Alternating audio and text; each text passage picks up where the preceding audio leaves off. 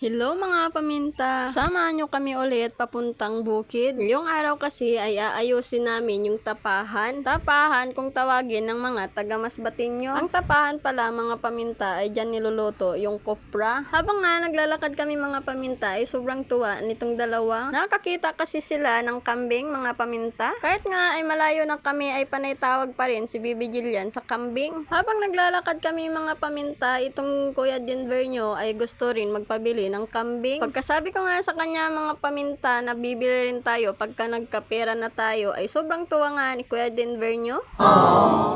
Maya-maya nga mga paminta ay binigay ko kay Kuya yung Denver yung container. Sobrang alay na nga kasi mga paminta ang aking kamay, kaya ang Kuya yung Denver naman yung nagdala muna. Nakarating na nga kami sa gripo mga paminta. Pagkarating nga namin sa bahay mga paminta ay sobrang kalat nga at maraming ipot ng manok. Nang malinisan na nga ni Kuya yung Pukoy ay ako naman ay naghugas na dyan ng pinggan. Pagkatapos ko mahugasan dyan yung mga pinggan ay nagsaing na nga ako at para nga ay makakain na kami mamaya. Hindi ko na nga videohan habang kumakain kami kasi nga ay palubat na yung sipi ko. Fast forward mga paminta, nandito na nga kami sa tapahan.